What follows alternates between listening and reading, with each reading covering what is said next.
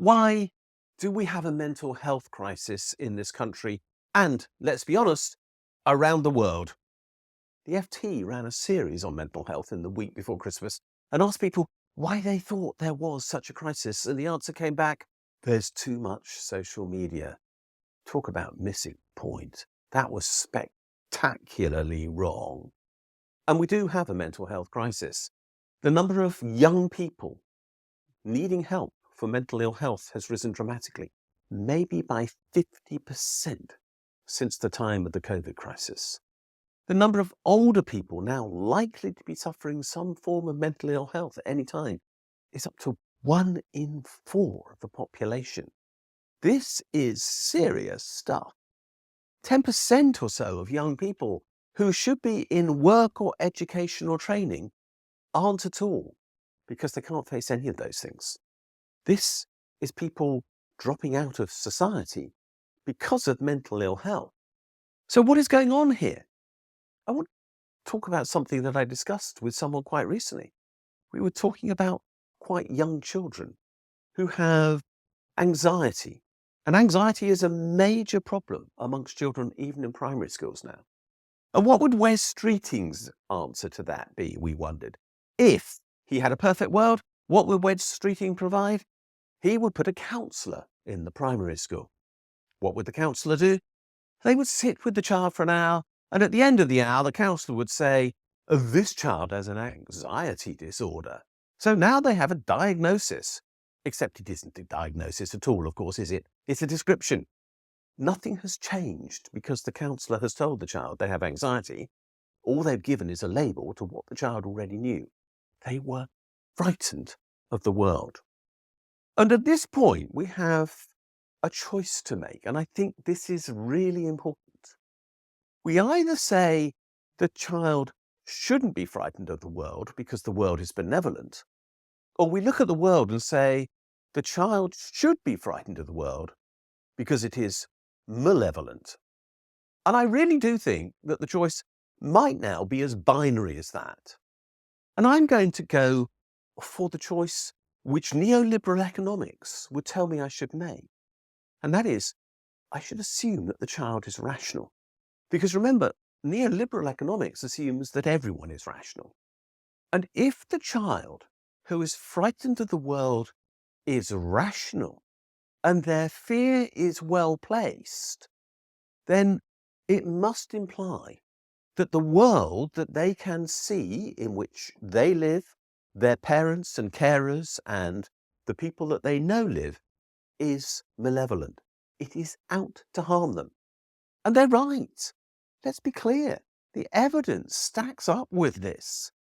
25% of children in the UK live in poverty. Far too many of them live in absolute poverty. The children see their parents going without meals so that the child may be fed. They know that they're living in temporary accommodation, and whatever school they're at the moment and whatever friends they've got right now may not be the friends that they will have soon because they'll have been moved on yet again. They know that their parents can't get work. They know that their parents are struggling to pay the bills, and it's obvious that the stress of providing that child with a Christmas present is enormous and will rebound sometime in the new year when the debt arrives that was used to pay for it. The child is not crazy when it thinks that there's something wrong. The child is entirely right to think that there is something wrong. What is wrong is the world in which we live. The world which denies that this is a possible outcome from neoliberal economics, that says if only we can perfect the allocation of resources by overcoming the imperfections that the person has, or their lack of training or skills, or whatever else it might be, including the fact that they're an introvert or that they've got ADHD or autism or whatever, is the reason for the prejudice against them that society has stacked in their favour, including the fact that they too were born of parents in poverty. Whatever neoliberalism says about that is wrong, because neoliberalism cannot provide a perfect allocation of resources.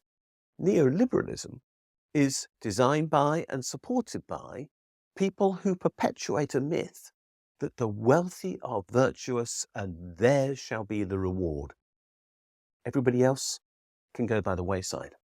The child with anxiety has worked that out, okay? Not in the way I've just presented it, perhaps, but in the way in which it impacts on them.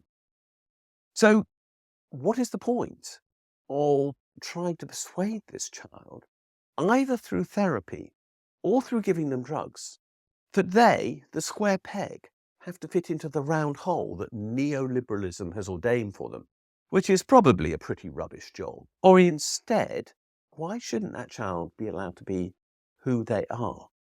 Why shouldn't their parent be supported to provide for that child in the way that they know they could if only the opportunity was available? Why can't the resources that the wealthy command but do not use be made available to those who need them because they literally are in need?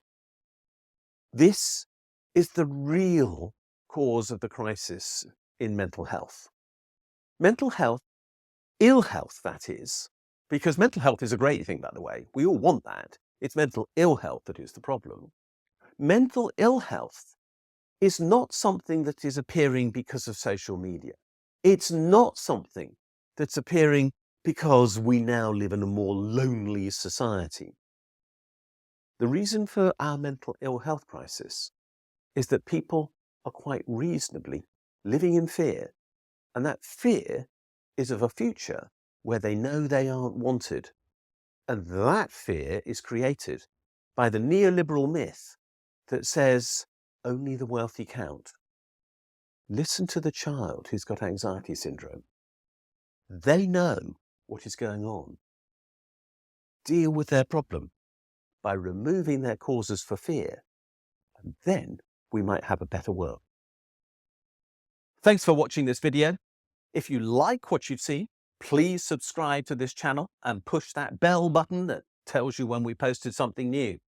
You can also find me on Twitter at Richard J. Murphy. And more importantly, you can follow my blog, the Funding the Future blog. And if you do, you'll get daily updates on what is happening in our economy and in the politics that surround it.